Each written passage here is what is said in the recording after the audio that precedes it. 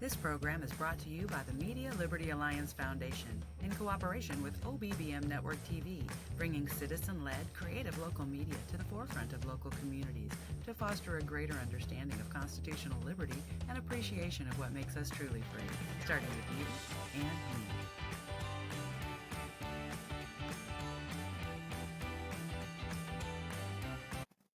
Make sure to like and subscribe to the channel. That way you're updated each time fresh content comes out. And thank you for being part of the Zach Ratliff Show. The Zach Ratliff Show is sponsored by Mortgage Financial in Texarkana, Exceed Health Clinic, Elmwood Custom Goods, and Church on the Rock, Texarkana. That's churchontherock.org.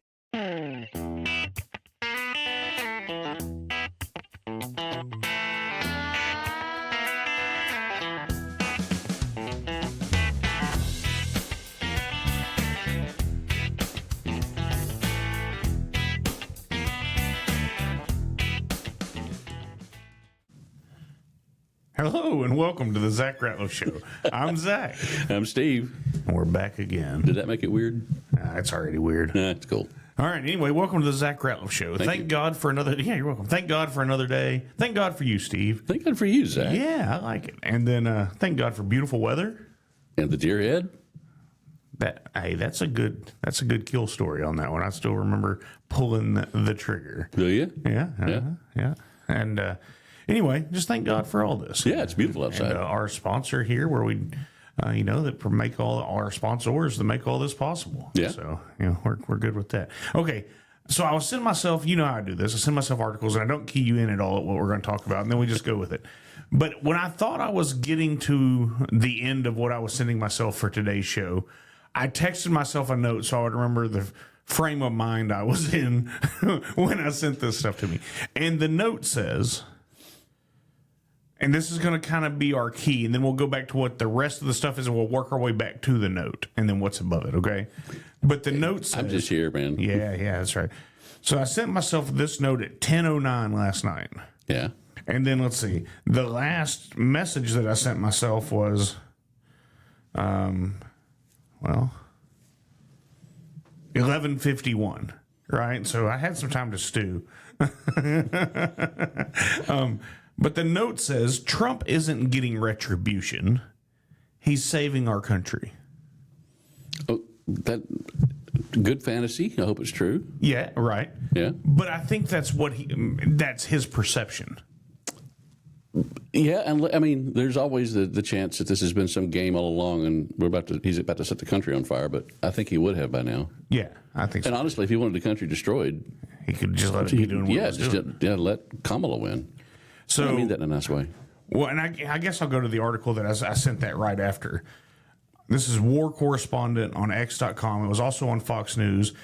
This was yesterday. Breaking. Director of National Intelligence Tulsi Gabbard has released hundreds of bombshell Russiagate documents proving that Barack Obama personally ordered the CIA agents to manufacture false intelligence on Donald Trump. Oh, it's not working. That's all right.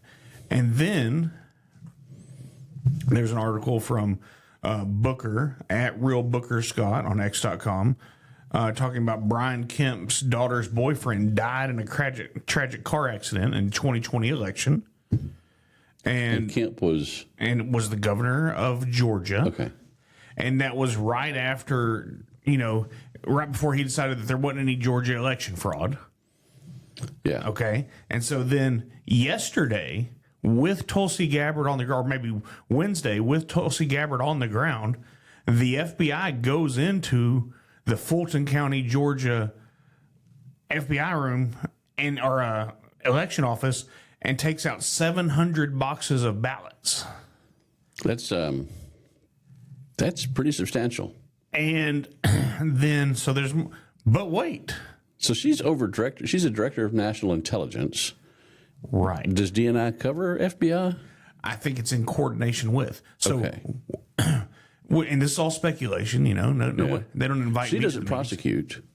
No, but she's over national intelligence. So it would tell me there's something very specific. Yeah. That she wants to make sure. Because she keeps us safe from other countries. That's her job. Exactly well, a lot right. of her job. So then roll back to the Venezuela Maduro raid. Yeah. And as soon as he hits in New York, Trump says, do you remember? He's talking, and we've got some interesting things coming. Okay. So Kemp's daughter's boyfriend dies in a tragic car wreck right when he's asked to turn over the election records, which then he decides there's no. Yeah. And I understand this is all conspiracy. Sure. Just like Kennedy being shot by the CIA was, or Nixon being rolled over on the CIA was, which now there's a lot of evidence saying that, So anyway, or Patton mysteriously dying after he called to take over Moscow. Anyway, you get there's a trend here. Yeah, there is. So what's in these records? Maybe it's nothing. I can admit that. So it's not just 700 boxes of ballots. No. It's 700 boxes of records of some sort. Well, it's 700 boxes of ballots plus other things that were in the office. Plus other things. Yeah. And so then plus these documents it says Obama personally ordered CIA agents to manufacture intelligence on President Trump and was actively working with the enemy to undermine and erode Americans' confidence in our democracy and President Trump's victory in 2016. And of course, this guy, war correspondent's calling it a coup. And so say that again. President Obama did what? This is, according to Tulsi Gabbard, Obama directed a creation of a false report. That's from Fox News. Yeah. So all that, the Russiagate thing was under direct. Yeah. And that's all we heard for a long time. The slang is Russiagate or Russia. Right. Because anytime you said anything, other people would say, the other side would say, but what about Russia? And so that and was, it was all made up. And so DNI, Tulsi Gabbard, who, if there's anybody that might know more than her, it would be the director of the CIA. Well, the director of the CIA reports to her. I understand that. Yeah. But I still hold true to. Sure. Yeah. Have they told her everything? Probably not. But what does she know? Right. And so. And if another agency tells her something the CIA hasn't told her, but now she knows about it. Right. The CIA doesn't know what the FBI's told her, and the FBI doesn't know what the CIA's told her. Yeah. They used to do deliberate siloing. They couldn't even talk to each other about specific things. Remember that? That was before 9/11. Well, that's what brought on the Patriot Act, and that was supposed to solve all that. And we just lost a bunch of freedoms over that. Yeah.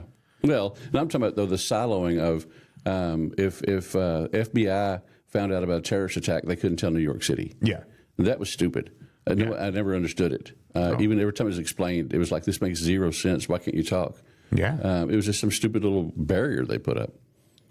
No, that's exactly But I think the DNI, I think under Trump especially, that's when that started to break down. Mm-hmm. We had Rick Grinnell was a temporary for DNI. Well, our former congressman here. Yeah, and then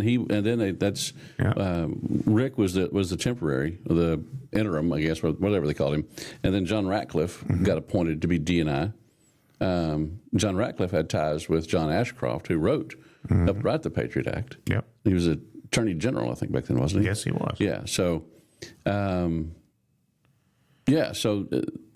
the silos helped our enemies. So the Patriot Act, I don't think, did anything to rectify anything. The Patriot Act mostly made things worse for me and you. But that was the guise. Get grandma searches at the airport. Yeah, that was the guise of which it was sold under, is open communication amongst the agencies. Yeah. They had some communication protocols for radios for like police and fire and stuff like that. Right. Used to, if you just want, like a small town police department, they could flip a knob and talk to the fire department. Right. And then they decided they needed a lot more sophisticated communications after 9/11. Motorola was the one that won that one, but it actually wound up being less that way. I was at the New Boston Police Department one time when somebody was running from, I think the sheriff's department was going west in Bowie County, then went north into Oklahoma, and then came east into Arkansas. And all they had to do was just turn a knob, and they could all talk to each other. Right. And so there was multiple agencies from the counties in Texas and Oklahoma and Arkansas chasing this guy. And I think they finally used a spike strip out on some back road to take out his tires. Yeah.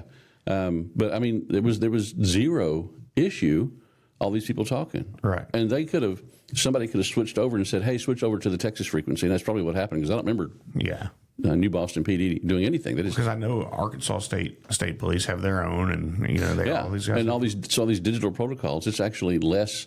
They're less likely to be able to talk to each other. Yep. Nextel Radio tried to set up a thing where you could punch in a code on your Nextel phone, because they also work as walkie-talkies. You could punch in a code and talk to somebody in Los Angeles. Yeah. Now they were trying to work that out, and it would have been huge. Yeah, we shut that down. It went away. Yeah, it's amazing. So anyway, Sometimes ideas are too good. yeah, exactly right. Ask Nikola Tesla. So back to this. Clandestine on X.com says Tulsi found something in Fulton County related to the fraud of the 2020 election. Trump says she's working to keep the election safe. This 2026 election, which you can already see Beto and the Democrats already farming votes in Texas. I keep forgetting he exists. Well, most do. And then Trump also says you're going to see some interesting things happen. So, which Trump is, that's how he talks, right? It's very, but I just find all this is of interest to me, I guess I should say. I don't know where it gets to, but it's at least worth talking about. That it's all of interest to me. And Chicago, they had the better wheel election. What do we, last time. Well, I thought I was clicking on a link to read something. Who won that election, did the structure in that city? Make it stop. They've been with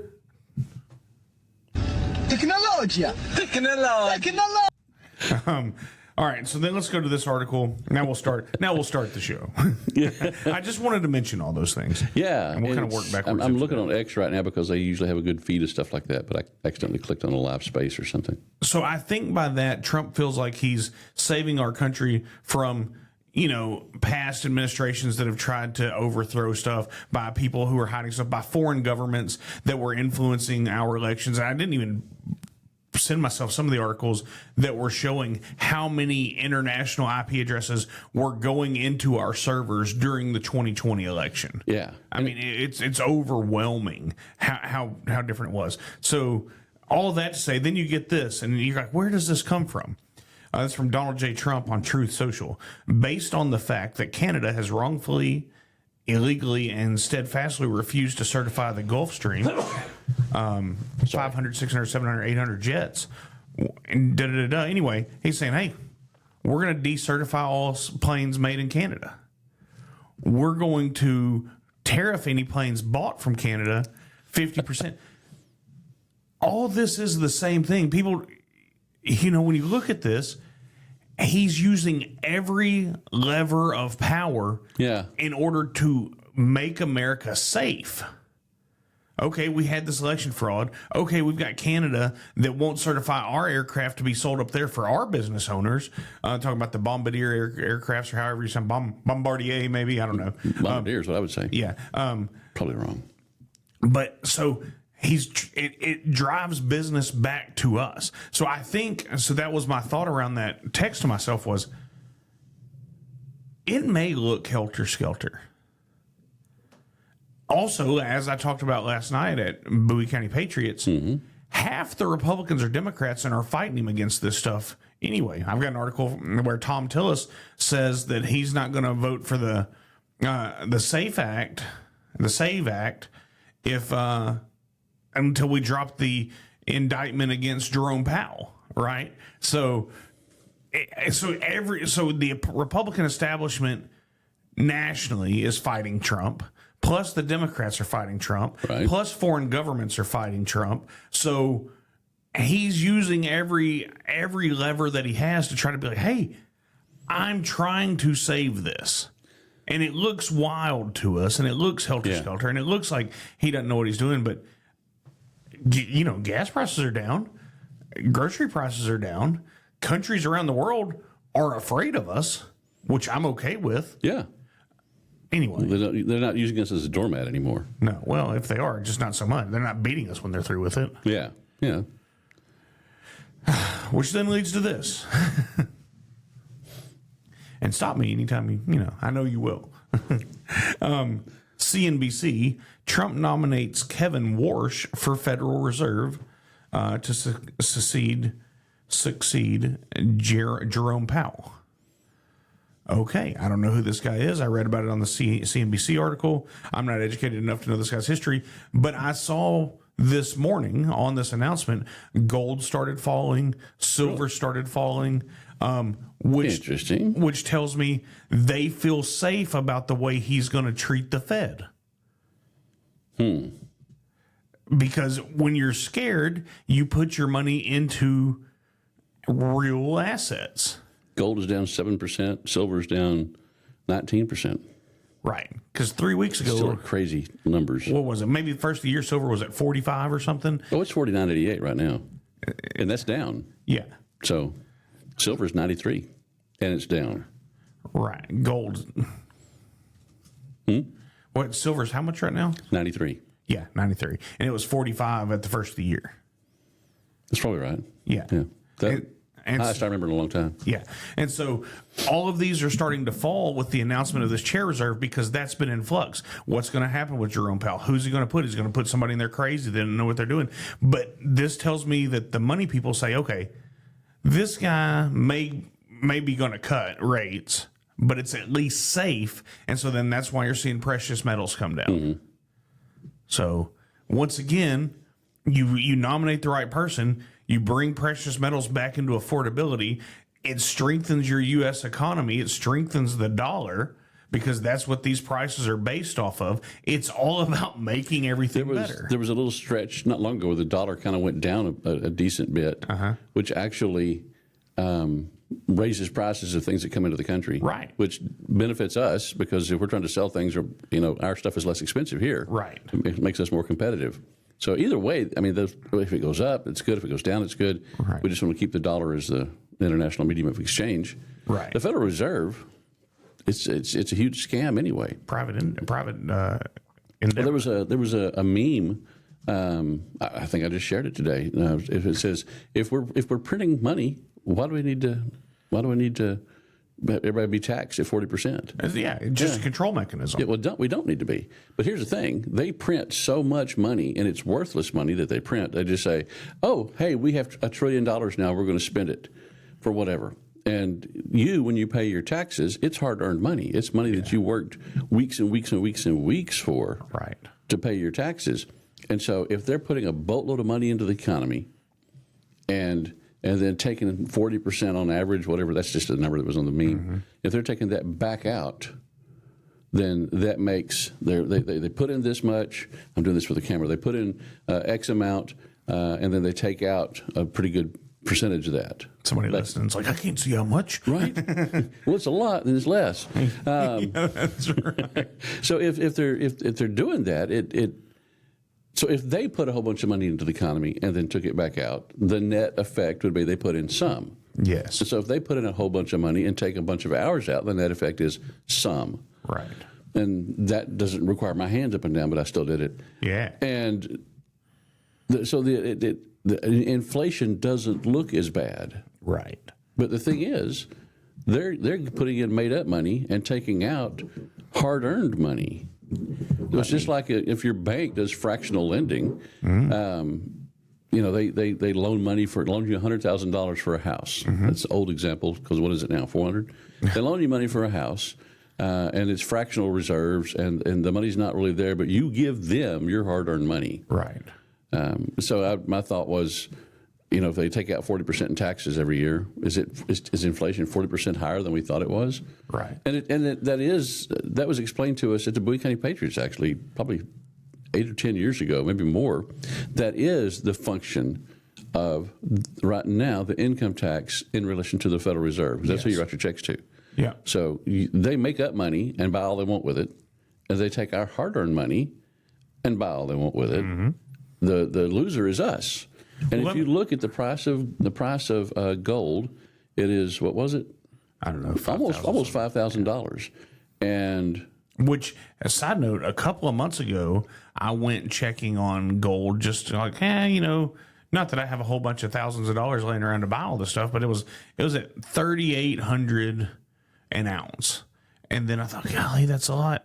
And then the next week it was at $4,100. I'm like, well, I'm losing. I should have bought last week. Of course, I've been thinking that ever since I saw it break 1,000. 20 years ago? Like, yeah. Well, silver. So a silver dollar, An ounce used to be a silver dollar. Yeah. And now it's $93. Yeah, So your dime is worth $10. I've got $3 Do you? Yeah, so I got $300. Man, yeah. I buy a lot of gas. So if gold is $50 or $5,000 an ounce, and it says $50 on that coin, that double eagle, yeah, that's an ounce of gold. It says $50 on there. That means it's 100 times as much. Right. That means we've lost 99% of the wealth of this country. Well, But it's worse because in 1913, when the Federal Reserve was enacted and the income tax was enacted, that double eagle said $20 on it. So now do 50,000 divided by 20 or 5,000 divided by 20, whatever that is. Right. And that's how much money, that's how much wealth has been sucked out of our country by the Federal Reserve. And here's the thing with that, with gold. If I say it often enough, they're going to come after me. Yeah, probably. In 1913, you could take a bar of gold, like a solid pound of gold, or however. No, they weigh more than a pound. How much do they weigh? A lot. 16 pounds. Yeah. Troy pounds. And you could buy a house. Yeah. You could build a house for it. In 2026, you can take a bar of gold and build a house for it. Yeah. So your gold hasn't lost any value. What you call it, yeah. They go, it's gone up so much. It's a good investment. no, It's a hedge against inflation. It's still a medium or a median, maybe is the better way, house in America is equivalent to a bar of gold. So think about this. If you bought a house and so like in the late 60s, early 70s, it wouldn't be unreasonable to say you bought a house for $20,000. That's right. Let's make it $10,000, make the math easier. You bought a house for $10,000 and you gave somebody 10,000 silver dollars for that house. How much did they get? $10,000. Right. If you sell that house 20 years later and you say, I want to be paid 10,000 silver dollars for my house. In real money, which is what gold and silver is, how much did you make? Zero. But what if at that point silver was selling for $20 an ounce? Right. So you had 10,000 in or 10,000 out, 10,000 in, zero profit. Or you had 10,000 out and 200,000 in. So what was the profit on the house? $190,000. Right. And then what was capital gains? Right. Back then, say it was just 20%. That's still $38,000. Now, silver to silver, you didn't lose anything. Right. Cash to cash, you lost 30. What did I just say? $40,000. 20% capital gains. I want my money back. Yeah. That's a new one. Yeah. So you've actually lost. Right. And so the average homeowner would buy a house, like in Dallas right now, you buy a house out in the middle of nowhere, and then in 20 years it's part of town. So, so the average homeowner is going to say, well, I was paying attention. I had an idea this is what would happen. Right. And he's congratulating himself and cleaning his, brushing his fingernails on his shirt. And I kind of had an idea. And you're claiming to be smart. But in real money, you've lost 20% of what you started with. You didn't come out any ahead because it is inflation, because it's not that your house went up in value, and it might have a little bit. If it's out in the middle of nowhere, now it's that we've devalued 6 blocks our currency. from Walmart, it has gone up in value somewhat. Maybe. But yeah, so if all it is just it went up in price, then you've actually worked for 20 years to pay for this house, and the government has taken 20% of the value of it. Well, so let's get back to this, because you said something that's interesting. Printing money. I want to get into what printing money is, and anymore it's not physical money. A lot of times it is, but I think it still is, because Obama sent $400 million cash to Iraq. Oh, to Iran. Iran, yeah. And if you look at where some of that went, it's funded a lot of things that weren't pro-America for sure. Right, like missiles to shoot down our planes. But it's a manipulation of ones and zeros, and here's my example of this. As you know, I used to manage banks. I had a customer, and he kept, around $500,000 in their operating account or whatever, and had other accounts, but just that one comes in one day. He's like, hey, I need a cashier's check for $100,000. Not a problem.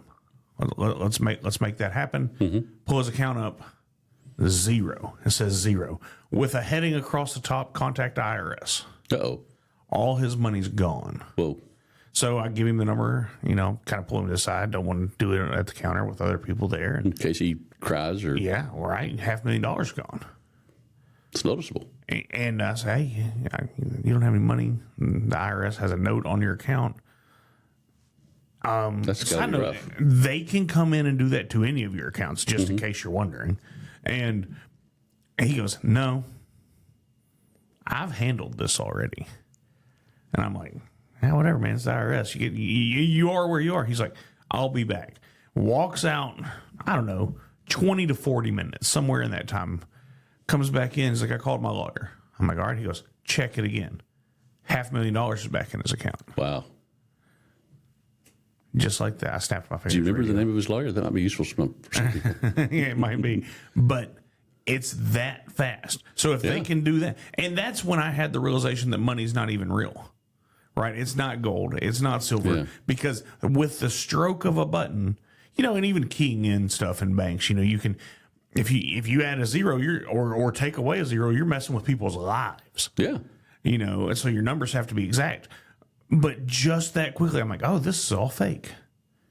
Yeah. They're holding us all down. And I just saw $500,000 of it in real time not be there and come back in 40 minutes from one phone call that I know of. I mean, he might have had to talk to 3 or 4 people. But He's talking about people that talk to the people. Yeah. His people did it. But I'm talking about it was gone and then it was there 40 minutes. So when we say they're printing money, they're just adding zeros. Yeah. And it's there's no way to look at that and go, well, this is good for everyone. Well, so then I can tie this into, which is also my next article, all this money, this is how they're funding all this fraud that we see. Yeah. So you get to your Minnesota. And here's the thing, though. They give them the ones and zeros magically, but when it comes time to pay it back, it's blood, sweat, and tears. Absolutely. So, and that's what makes it really evil. It's somewhat evil that they're just saying, all right, Mr. Somalian, you now have $100 million in your bank account. Right. That's somewhat evil. Yeah. I want to do that too. Right. But if you say, well, this is a debt incurred by our state and it's going to be paid back by the taxpayers, right. He gets magic money, but it gets paid back with blood, sweat, and tears. That's what makes it really evil. That's exactly right. And that's been the plan. This is deliberate. Well, it's got to be talked about. That it's not just, whoa, somebody figured this out and they're using it against us. No, it's been deliberate the whole time. So that's exactly right. So let's go to Eric Doherty on X.com. It says, and that's also from RNC Research. Just in is showing an interview of Tim Walz on RNC Research. Just in, Tim Walz tells every American to stop looking at just fraud in Minnesota because, quote, it happens everywhere. And that's what we know. He says, this, quote, this fraud thing happens in every state, unquote. Tim Walz said that? Yeah. And that's exactly right.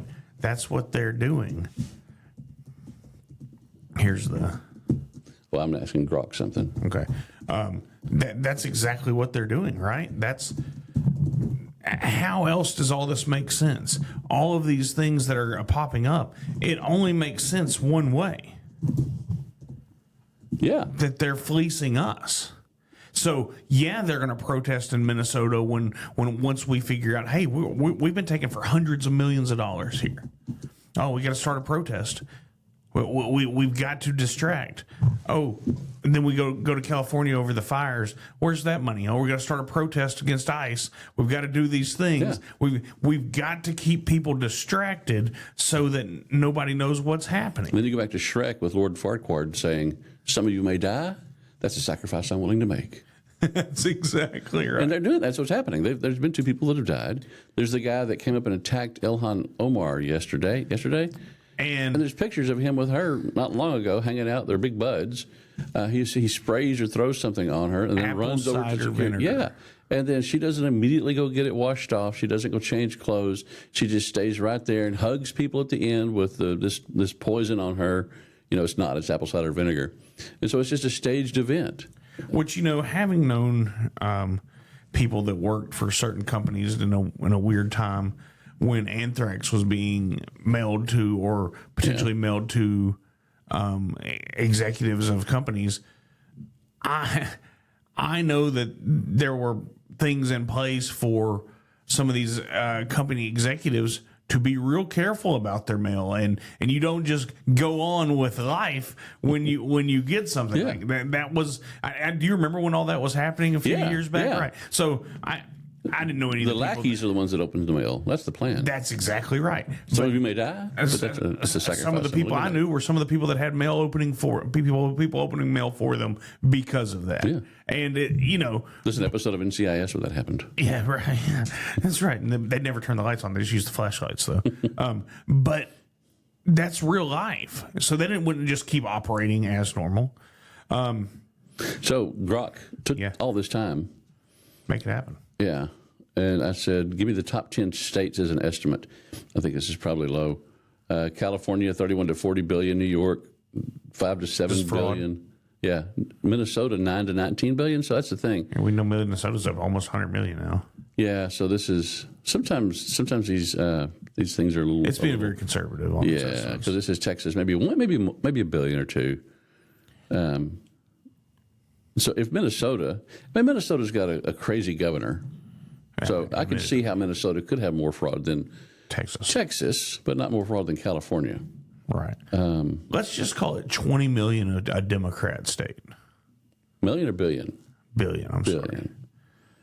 Do we ever? I mean, there was a meme that came out that said if they can tax us this much and it go unnoticed for this long, or if they can have this much fraud and go on this long with it being unnoticed, then they're taxing us way, way too much. Yeah. That's exactly right. And so I haven't heard about this lately, but there's people who've been calling for an income tax protest. Don't pay any income tax this year. Which it's easy to say if you're a 1099 employee or you work for yourself. But if you work for a company, what are you going to do? Call your HR department and be like, just don't report any of my stuff. Quit deducting. Yeah, they're not going to do that. Yeah. I mean, it doesn't make any sense. But that's the thing with all this is that there is so much of it. We are way overtaxed. This is another part of when I say it looks like chaos. These are the things that Trump is fighting against that we can see the protest, or we can see the southern border, or we can see Venezuela, or we can see Iran. Yeah. And all that gets the headline, but the devaluation of our money. And that's why he's like, hey, we got to stop inflation. Yeah. Hey, we need a new Fed chair to bring down interest rates. Hey, we need this. Hey, we need that. So he's not even playing 3D chess. I mean, it's much more elaborate than that. Yeah. And the Fed, the interest rate has an effect. But usually it's the 10-year. Yeah, I think printing the money has quantitative easing. How Look at what happened after zillion COVID. did we put in? Yeah. I mean, that's exactly what happened. Everybody got the COVID check, $700 or whatever. And if this is hard to follow, think to yourself, well, why don't they just print enough money to make everybody millionaires? So think to yourself, if that's the case, what would a Big Mac cost? Right. If everybody that works at McDonald's now has $1 million in a checking account, are they going to come into work? Nope. If they do come into work, how much do you have to pay them an hour to get them there? Now, there might be somebody that just loves making burgers, and they'll come in for, $200-300 an hour. Now you've made the perfect argument against the minimum wage. If you can just make up an artificial minimum wage, why don't we just make the minimum wage $1 million an hour? Yeah. And the real minimum wage is $0 an hour. Right. Not whatever they say it is, but zero, which is I don't have a job because the market's priced me out of it. But but think about it, though. If everybody was $1 million, has $1 million in their bank account suddenly, who's going to go into work tomorrow? Mm-hmm. Not that many people. They got to really love their job. That's exactly right. And if you suddenly had $1 million in your account and you were the only one that knew how to make burgers, and people still wanted burgers because now they're millionaires, they can have 2 burgers if they want to. Yeah. Would you say, yeah, I'll still do this for $10 an hour, $15 an hour? Right. Or would you say, I'll make your burger. It's going to cost you $1,000, man. Right. Or whatever. I mean, and we've seen that happen. That is what inflation is. They keep putting the money into the economy, and that's why prices go up. That's the crux of it right there. It just doesn't make sense to me that doesn't make sense to people. Yeah. Well, does that make sense? It makes sense in this way. I've lost track. Right. It's there's people. You know, if you wait too long, it just. I have so many buttons I had to get through the. I'll try to pause after every thing I say that's funny. All right, I'll stop with the buttons. No, keep going. I don't care. Actually, I want you to. I wish I could think what I had. I had an idea for one of your buttons. Oh. It was a burn too. All right, so let's think about this. So there's too many people that still think the government is good. Yeah. My parents grew up during the Depression, Right. and the government tried to persuade everybody at that time, this is all for your own good. Right. But then they still have these doubts like, why are they killing cattle and just letting them rot? Yeah. Or why are they taking That's a real thing. why are they taking an entire truck full of milk, a tanker truck full of milk, and just dumping it in a ditch? Yeah. If they really care about us, well, we gotta. There's problems. These farmers have to be protected. Their prices are too low, and Like, why don't we just feed people with all this stuff? right. And so it's really hard to look at our government and go, they love us. It's really hard to do that. Government, no, it doesn't love you. Government is a function. It's a necessary evil. Yeah, that's exactly right.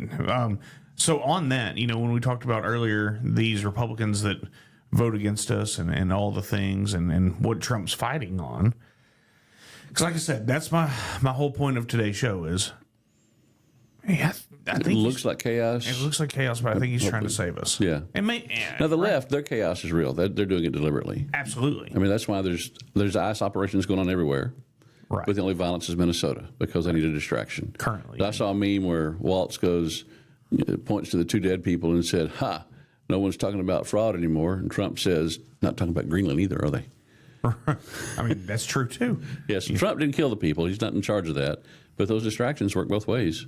That's exactly right. So this is from Eric Doherty on X.com. Breaking. Senator Ted Cruz is now demanding Senate Republicans nuke the zombie filibuster so that the SAVE Act can be passed with 50 votes. That's exactly right. Will you Google Grok exactly what the SAVE Act is? We keep talking about it, and I don't want to misstate exactly what it is.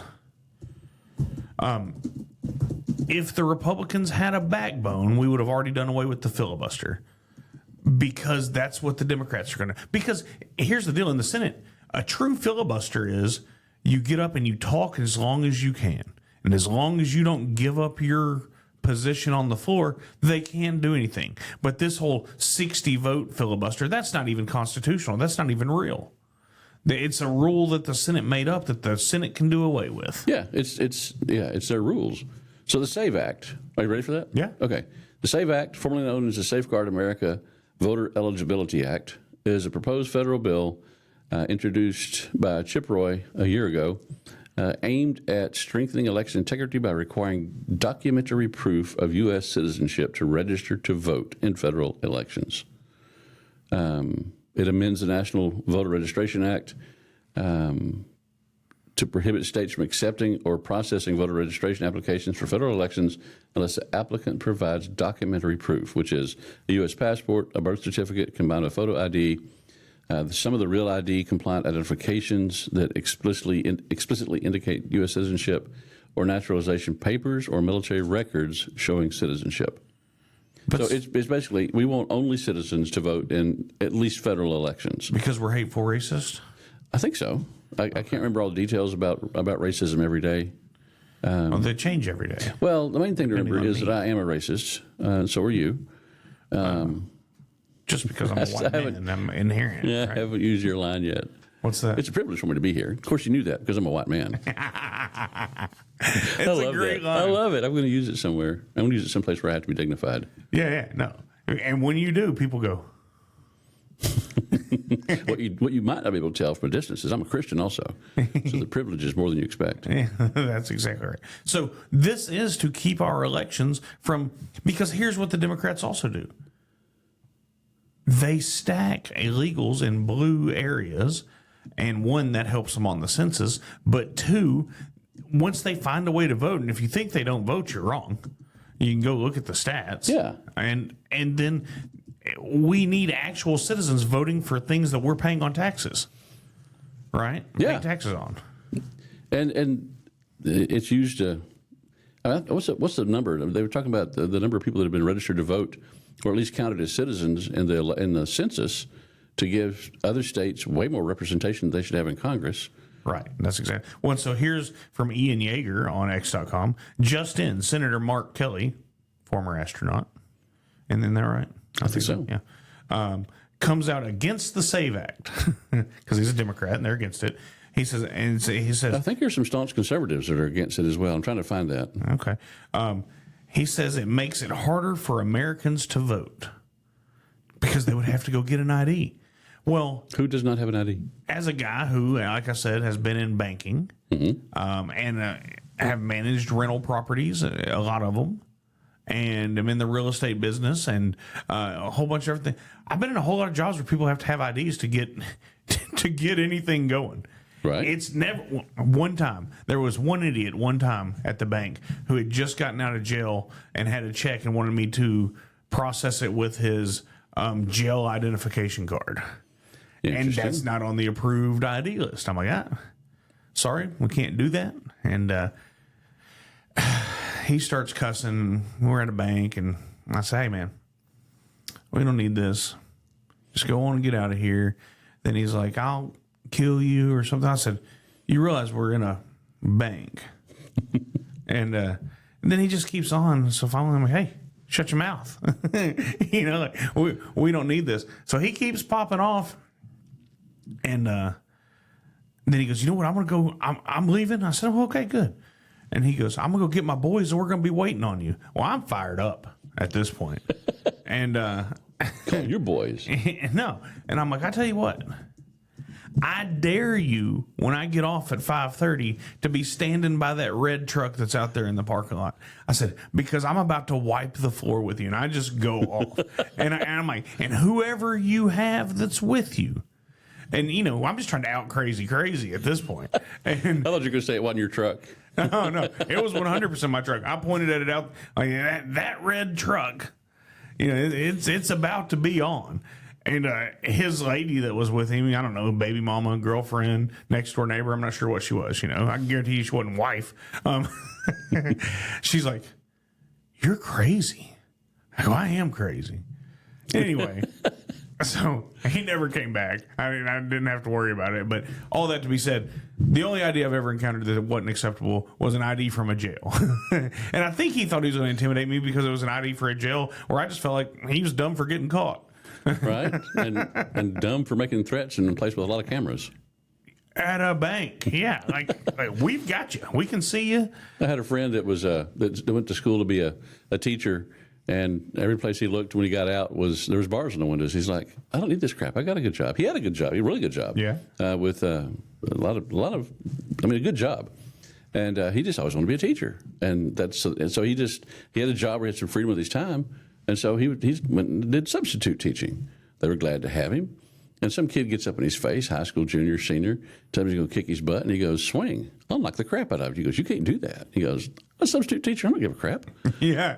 I'll go back to my regular job. They fire me here. I go back to my regular job. Right. I was looking for a job when I found this one. He said, in fact, see that blue pickup right out there?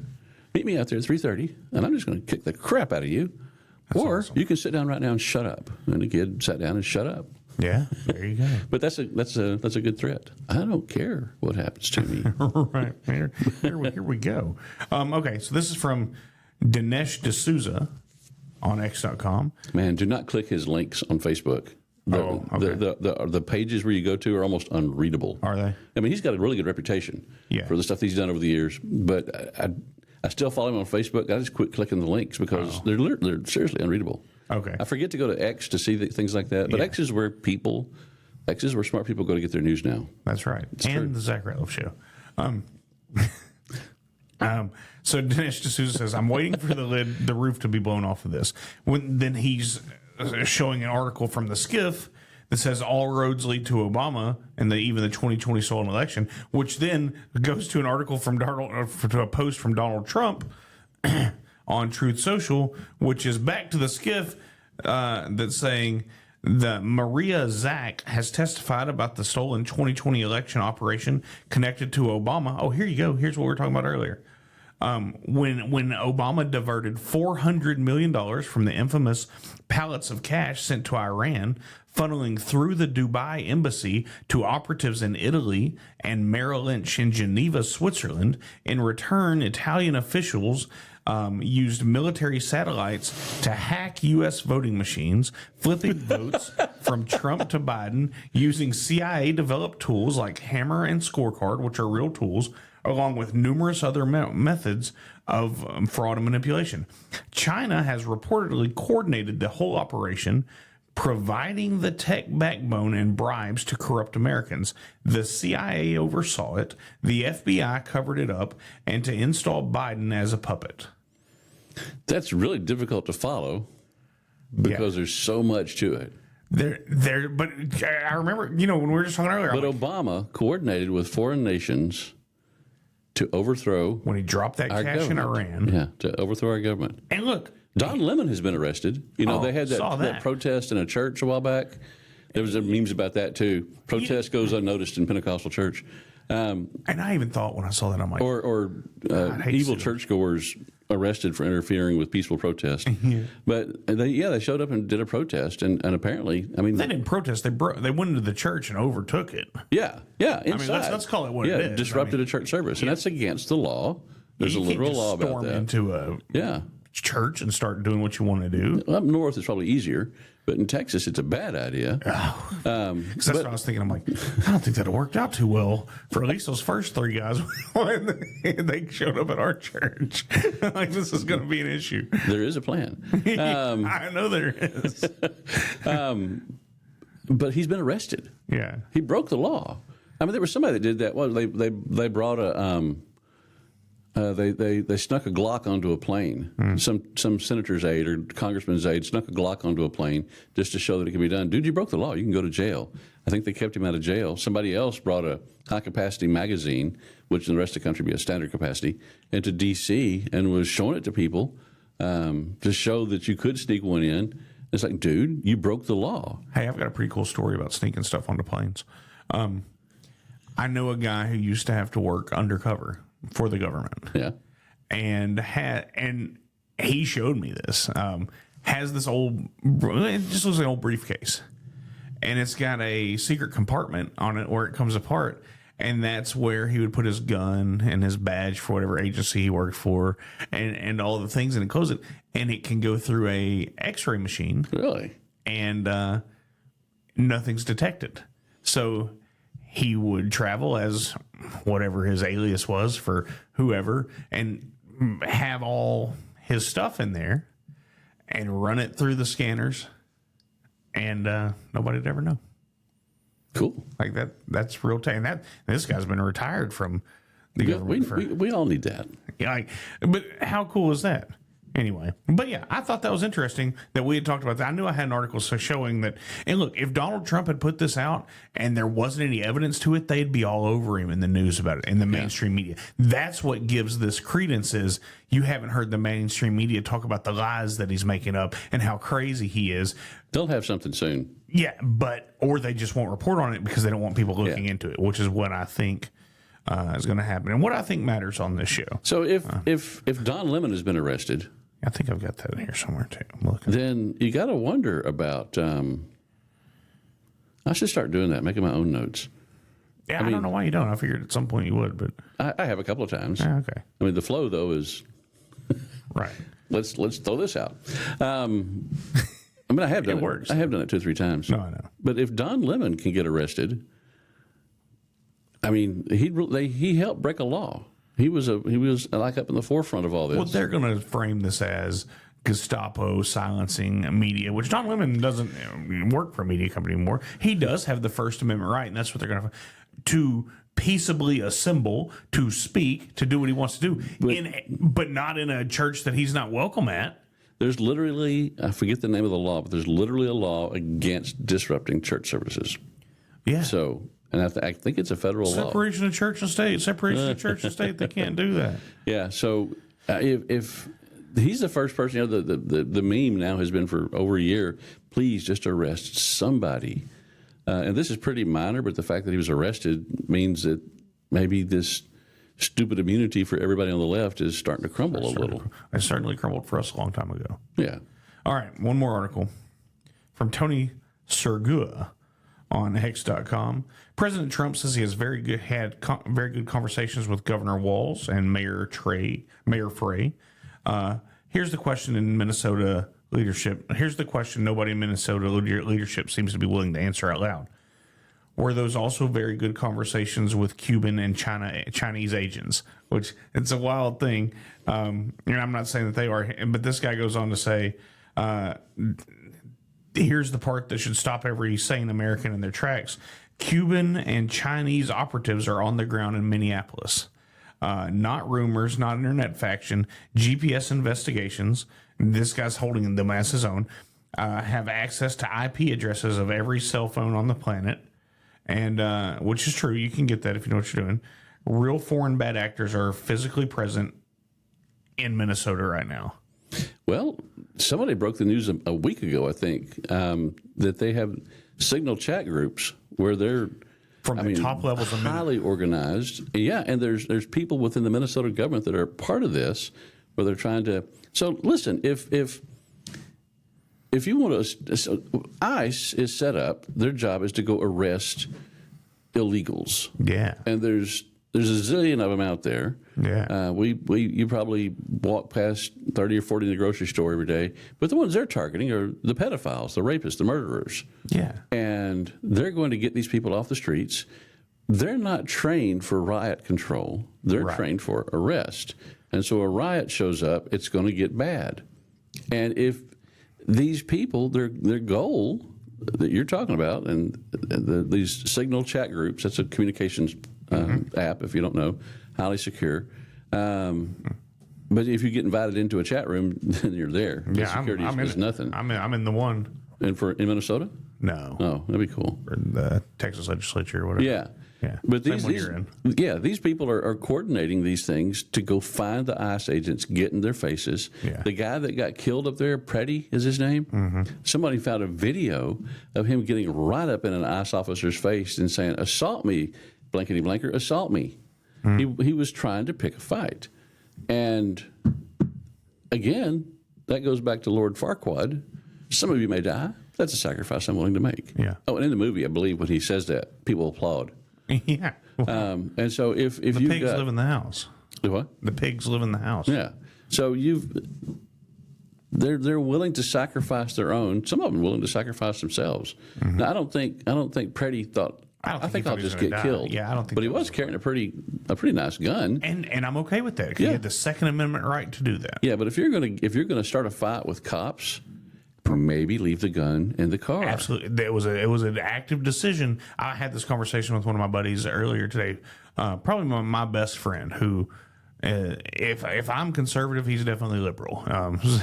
Like we're opposite on most things. And he was asking me that. I said, well, he goes, how do you feel about the Second Amendment? I'm like, he had the right to bring the gun. He didn't have the right to attack a law officer. Right. Yeah. I mean, and these people, they're deliberately starting these clashes. I mean, if you stand in front of a car, you're pushing against it and you're having to back up, you're not having an effect on the car. You're having an effect on the driver. And it's just the driver's decency that you don't get run over. If I'm ever in a situation where some of these wackos have a street shut down, and maybe if I'm by myself, I'm a little calm. If my daughter's in with me, we're turning traction control off, putting it in four-wheel drive, and I'm going through whatever damage it takes to my truck. I will protect my little girl. And if I can't do that, and of course, we're always prepared. Yeah. I think is the best way to put that. But like. Don't get in front of my truck. Like that's a crazy thought. These people that are blocking interstates and stuff, it's evil. Yeah. How many people they don't know and don't care how many women are being rushed to the hospital with a problem pregnancy? They don't know or how maybe many. Your grandpa just had a heart attack. Yeah, or they whatever. don't know how many of those. They don't know how many people out there that are finally getting to go to a job interview after 13 months on from being laid off. They don't know, and they don't. It's very selfish. They don't care. And they think they have a right to do this. Right, that's the issue. And they need to be marked somehow. So that if they ever try to get back into real society, you look at it and go, oh, you were one of the people that was blocking the interstate. Turns out you're an idiot. Yeah. I said that was the last article, but I've got one more. Take your time. Okay, yeah. It's your show. It is. X.com, Sean Hannity. I remember him. Yeah, talking about Dan Bongino. It says, at Dan Bongino says details he uncovered at the FBI of the Russia collusion hoax are shocking, warning the abuse of power against President Trump shows a total systematic breakdown. Quote, I was reading through some, this is quote Dan Bongino, quote, I was reading through some stuff you could, wait, hold on. I could just let this play, couldn't I? Well, no, it's because it's from their network. Do we do that? I don't have permission to do it from Fox News. I was reading through some stuff that you could only read in the office, and it basically involved the collusion hoax, Crossfire Hurricane as it went by, and the various other spinoffs. And when you read it from the inside, when you see the details of what these absolute animals did to President Trump, I mean, I'm not often shocked, Sean. Just reading through it, you see it detail for detail the first time. You can't run a republic like this. Right. And the quote from way back, and I always get it slightly wrong, or slightly is too much paraphrase, but our Constitution was made for a moral and upright people. It's wholly unsuited for any other. And it's not that the Constitution is poor. It means that the Constitution was written for people with self-restraint who wanted to abide by the law. And so the more chaos you introduce into that, the more people who have no self-restraint, self-control, the less effective law and order in general is. But if you're expecting everybody to live at the same level of morality you are, it's just gonna crumble around you. Right. I have a couple of things to bring up. Okay, make it happen. So there's a guy on Twitter or X, Eric Schwame, and I can't see it well enough, but just looking for Eric Schwame. As a former Special Forces warrant officer with multiple rotations running counterinsurgency ops, both hunting insurgents and trying to separate them from the sympathetic populations, I've seen organized resistance up close. And then he goes through how he's seeing that in this country. I remember reading and that we're on that footing. I tweeted that because Doc Pete Chambers would run for governor of Texas. Yeah. He was one of these guys. Doc Pete just got endorsed by General Mike Flynn. Yeah, that's a big deal. That's huge. It's a huge deal. Not to sidetrack you. Yeah, I mean, I was going to talk about it myself later and make it sound like I was cool, but Yeah, cool. I mean, you are cool. Oh, you're cool. Yeah, perfect. So my tweet was, their side wants civil war.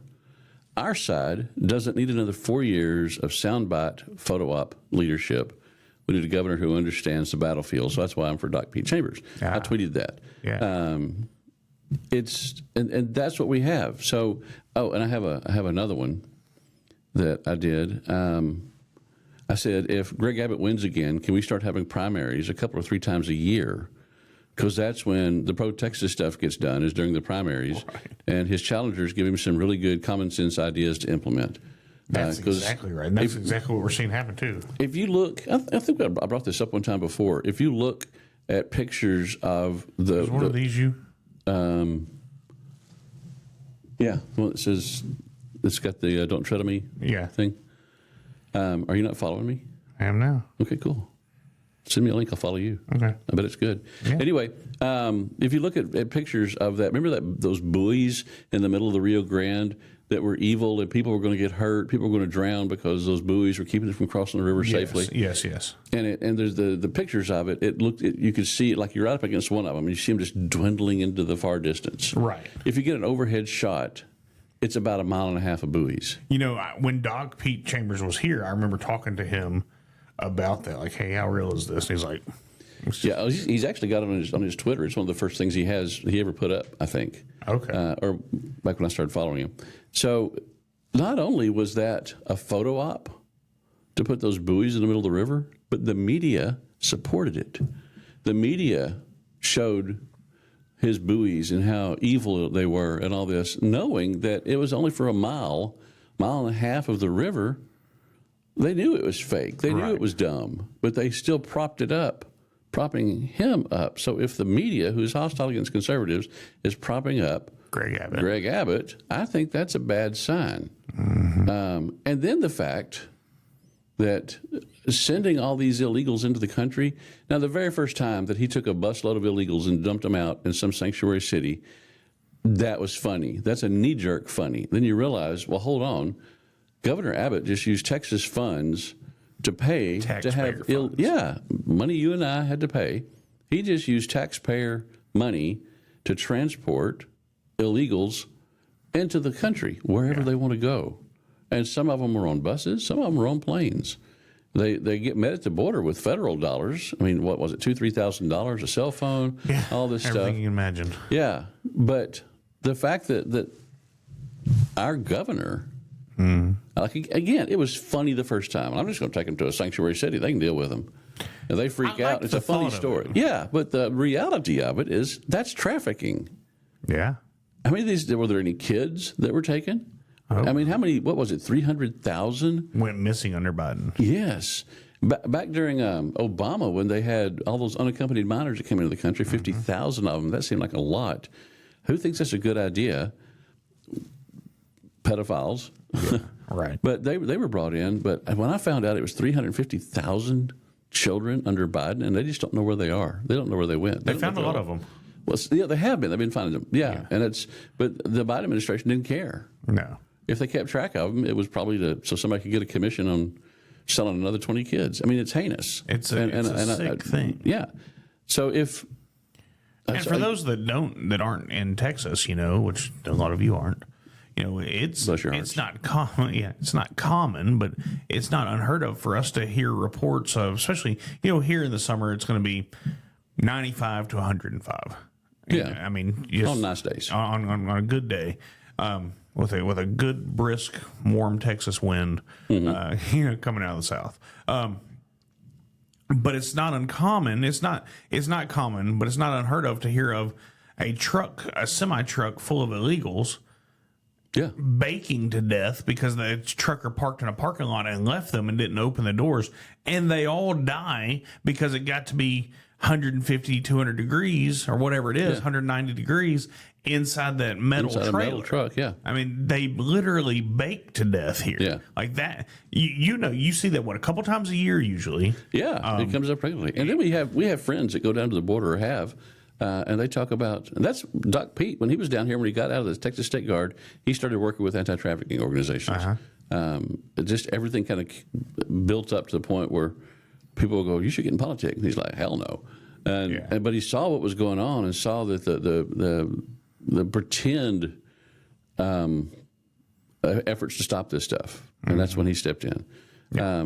But just away from him, the whole idea of of letting the borders be wide open, but there's still we pretend we're going to try to catch them, so you can put people in a truck, or so you can charge them $10,000 a head, right. Or so you can say you owe me $10,000. When you pay it back, you can go whatever job you want. But now they're enslaved. Right. This whole thing, it's set up. It's set up for abuse. It's set up for. I mean, it's inhuman. Yeah, it is. No, I agree. What else you got? Our speaker last night, yeah, I think he had some good ideas for the county. It was somebody running for county commissioner. Mm-hmm. My personal opinion, there were some things. The two main things he said he wanted to do are not functions of the county government. And okay, go ahead. But there are organizations that do that. So I'm thinking, I mean, the guy was obviously very smart. Mm-hmm. He had a couple of interesting jobs. He's in the tech industry right now. The most concerning thing he said to me was how if you're going to buy new computers for your business, you need to be making that happen because of what's about to happen with the scarcity of AI chip causing inflated prices. That's been happening for quite a while, I think, or I thought it had. But again, seems like a really sharp guy. Maybe he would be better suited setting up some kind of foundation organization to do the things he wants to do, because if he got elected as county commissioner, he's not going to be able to do those things. You can't say, well, I want to start doing these things and start talking about commissioner's court, because they're going to go, what? We don't do that. We don't have the statutory authority to do that. I'm going to take devil's advocate on this. Yeah. What if he misspoke? and I'll give you this. Yeah. Misspoke in a way of, as a county as a whole, he would like to see these things happen. I get it. And I asked, I said, are these things county functions? Is this something the Commissioner's Court does? Right. And he said, well, don't you want to see these things? Yeah, sure. Sure. But it's not the role of Commissioner's Court. Right. So agreed, right? You can't, there's nothing you can say, this is a really good thing we need to do. But if that's not the role of your job, now I feel like if you get hired to be the manager of a bank and you say, I want to start interfacing, I want to start working with some of these schools around here to build financial literacy so we can have some really good employees in the next 5 or 10 years. And then that's great. And your employer might say, that's a good idea. And you're required by the government to do it already. Are they? Yeah. Okay. So your employer could say, that's a good idea. Let's, I'm going to give you, you can take 2 hours a day to work on that. Mm-hmm. And you can put them all together in one day if you want to, but you can take 10 hours a week for that. And then you can start doing it. Right. That makes sense. Yeah, but if your job as a county commissioner is defined, then you can't take on new roles. Yeah. Oh, absolutely. Here's and that's what his thing came down to. Here's what his passion was real. Yes, but where he wants to try to implement, wants the best for the county. Yeah. I would challenge him to that, and it didn't seem like he ever caught that. Because it wasn't just me asking those questions. No, I asked a couple too, right? Yeah. Is this a role? Is this something that the county commissioners do? What is your statute? Are you going to have anything? Is there anything that says this is a function of the job? And there wasn't. Right. And I'm not sure he ever caught that. I asked a couple, a lady who watches the show. She asked a couple. There were some good questions asked. Here's what I think people don't expect when they come to the Bowie County Patriots meeting if they've never been to one. Kind of like watchers of this show. Yeah. We aren't your average political. We aren't your average person when it comes to information. Generally, we try to stay informed as best we can. Now, we bring speakers in. You do a great job of having speakers in to enlighten us as to other things. But then pretty much everybody there goes and researches and looks, and we try to stay on top of the issues. So if I've never been to that meeting and I think I'm going to just another rah rally and I can get out and I can make my blanket statements and do my things and then sound good and it sounds great. And then all of a sudden I realize I am in a meat grinder. I can't answer. Yeah.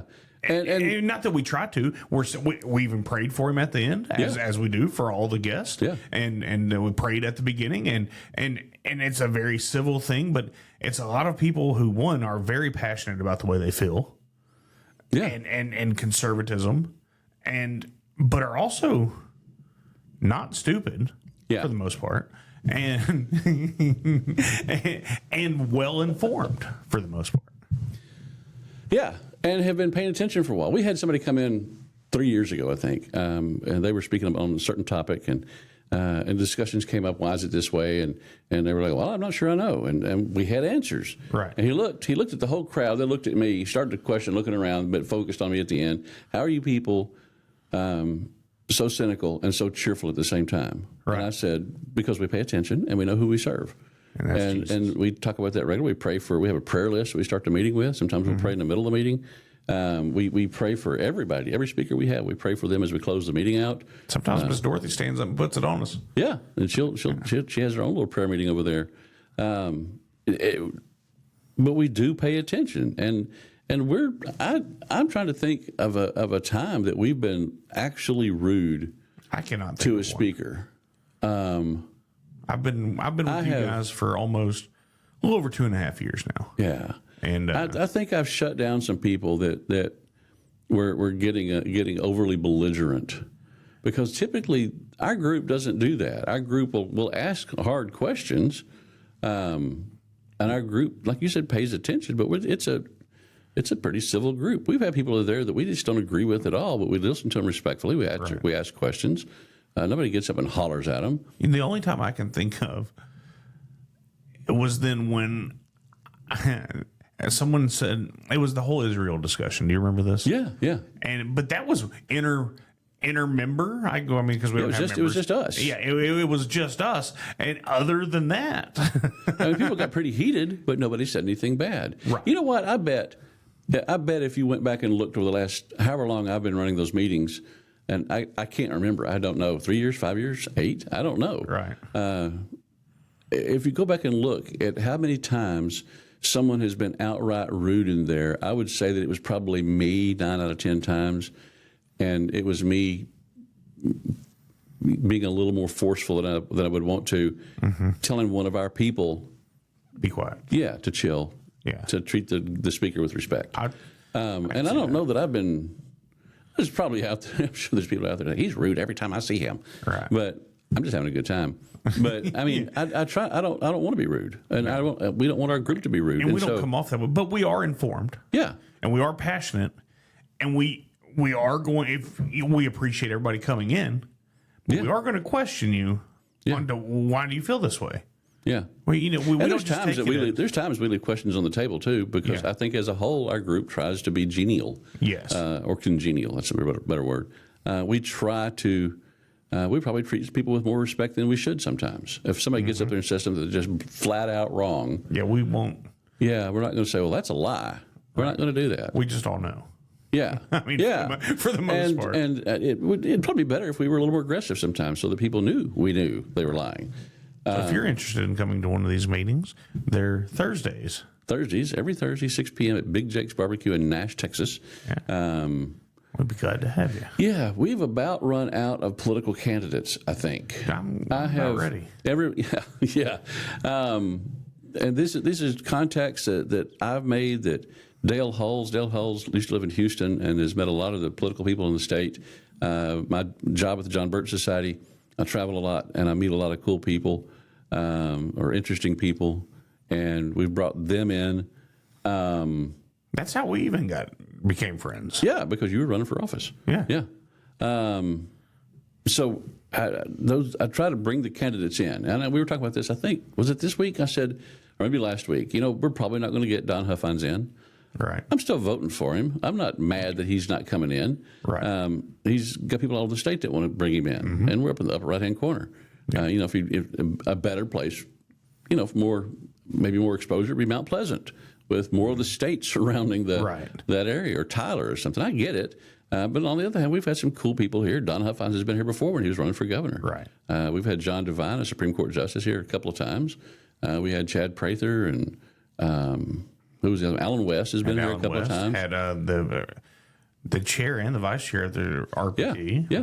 Party. Yeah, Abraham George, who's the chair of the party. Dorinda Randall, the vice chair of the Republican Party of Texas. The other day when Dale Hulls and I were filming, he gets a call. He's like, "Oh, this is Dorinda. I have to take it. We're sitting here. I should have just recorded, but I didn't want to be rude to Dorinda and record her without her knowing." Yeah. And so I stop it, and then he answers it, and I can hear her say, "Hey, I'm calling to endorse you for," like, how cool is that? I think she was already planning on it. I called her and brought it up, but there was other things I wanted to talk to her about. But I think she was, but just for her. And then Dale I'm trying to remember, what was that, Monday? I don't remember. Yeah, there was some time I talked to her, and she goes, "Yes, I'll endorse him." Wednesday. Huh? I don't remember when Dale was in. Well, no, he comes in on Wednesdays, so it would have been Wednesday. Okay. Well, I had talked to her, and she said, "Yes, I'm going to endorse him." And then I get a text like 2 hours later. She said, "Hold off on that. I want to call him." And I don't know if it was just so she could call him.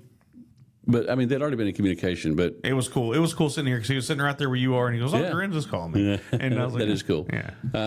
I talked to Abraham. He said he can't endorse. He said, "I can't endorse. Dorinda can, though." Right. And she'd already done it.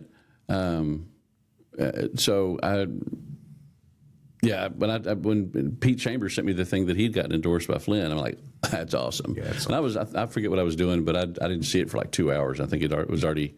I couldn't jump out and throw it out, be the first person to share it, but it was really cool. That's awesome. He should have gotten Trump's endorsement. He should have. Yeah, so we pray for the Trump administration every time. It's on our prayer list that he would make good decisions, he would hire the right people, and that one of the things we need to pray that he would endorse the right people, because our group doesn't care much for Governor Abbott. I mean, as a person, I'm sure he's awesome, but as governor, I don't think he served the people of Texas's interest very well, and I think Pete will in a huge way. Yeah. Well, how about this? Let's get out of here. Why don't you say a prayer? Pray us out. Yeah, okay. Are we going to go eat? We can say a blessing at the restaurant. Yeah. I'm hungry. Haven't had lunch since yesterday. I got you. Yeah. Well, Heavenly Father, we thank you that you love us and you got a plan for us. We thank you that you're when you say on earth as it is in heaven, that's not some mysterious, intangible thing, but that you've got a plan for us. That the civil government is your idea. Our government was based on our Constitution was based on the Bible, principles from the Bible, and you want us to have a good government. You want us to have a good life, and it's not going to happen by accident. Nothing good ever does. So we pray that you help us to be deliberate, and the people we support, deliberate, and the causes we support, deliberate in everything that we do. We thank you, Lord, that you do love us and that you've got a plan for us, and it's for us to win. So show us how to do that. Show us how to make Bowie County and Arklatex and Texas and the United States a better place, Lord. A lot of us just go back to what you showed the people 250 years ago, but we need wisdom now, so please give it to us. In Jesus' name, amen. Amen. All right, everybody. I hope God blesses all of you. Have a good day.